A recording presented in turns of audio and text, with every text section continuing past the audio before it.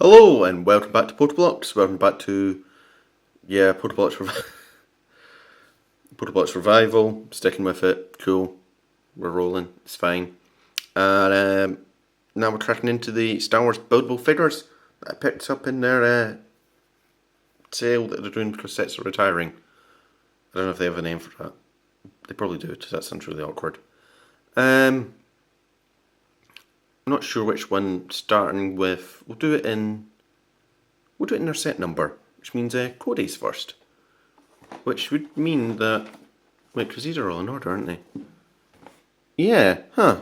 And it goes straight to, but Grievous is in between Vader and Rey, so all the sets were in number. I'm not sure why I'm surprised by that. That's how set numbers work, surely. That must mean Django was the earliest one in number as well. Huh. Well, here we go. We'll start with Cody then. Can I get this far enough away? I need slightly more space. They're quite tall boxes. But yeah, there he is, looking quite cool.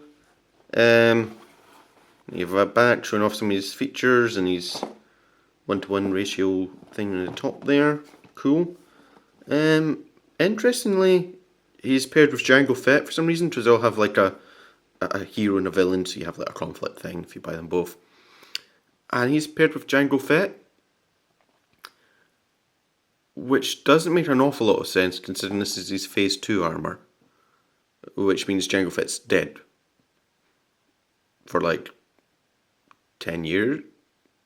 10 years? How long does the Clone Wars run? Because this is the Phase 2, so this is like episode 3, if you like, so we're towards the end of the Clone Wars rather than start of Clone Wars where Jango is. So he's been dead for quite a while. I mean, surely Mace Windu would have been a better match for Django. But then I suppose, what would you pair Cody with? Well then, just don't do Cody into Mace. But then you would have 3 Jedi, so... who knows?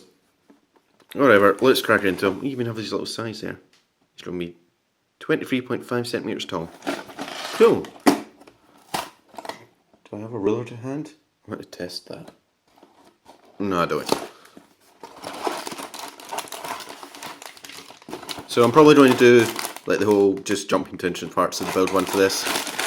Oh, cool. Which I don't think there's going to be too many of looking at this, because it doesn't look like he's got any functions. But I'll show you the interesting parts before we get started then. Yeah, there's no functions. That's a shame. Means we'll be able to just make this a quite short video then, I guess. But yeah, look at that Grievous. Look how cool he looks. I need that. I need it. Cool.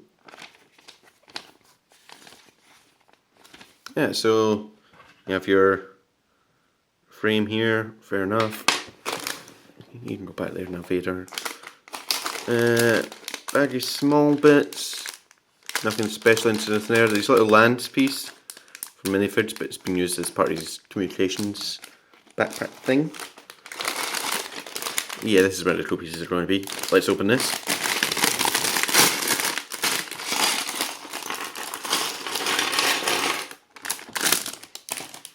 Okay, so...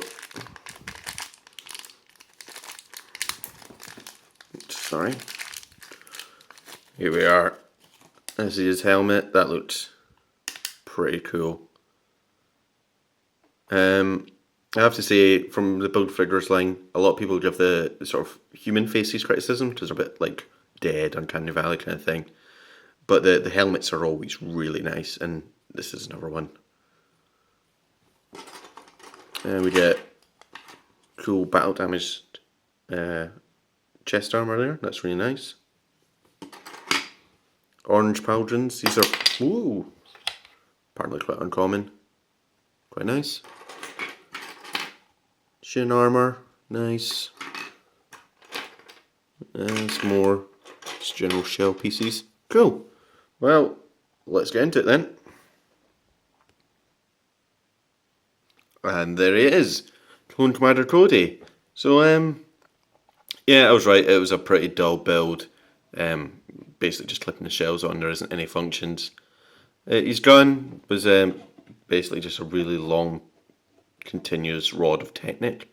There were some interesting pieces in it. I don't know if you can see that. I don't know. Take his hand off there. There's like this sort of the half hoop there at the top. That was quite cool. But otherwise, yeah, it's a bit long piece of Technic.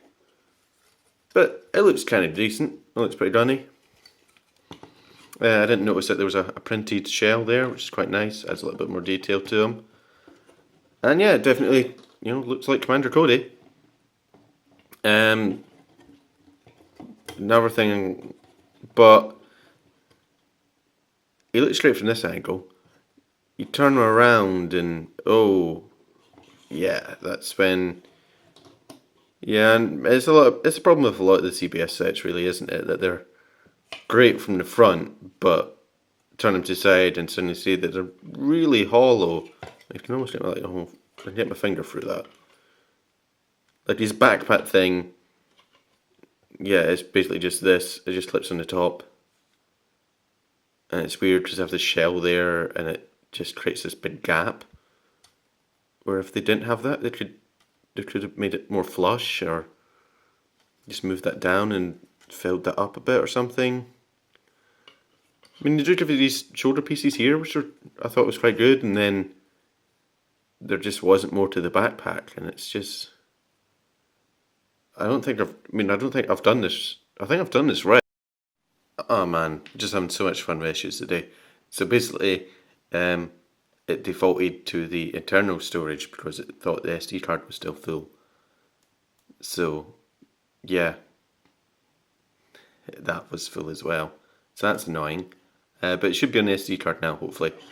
So, yeah, I just wanted to wrap up, really. Again, keeps doing this, so just about to wrap up. But yeah, he suffers from a lot of that problem, the whole sort of hollow problem, the bad back problem that a lot of them have, the empty backs.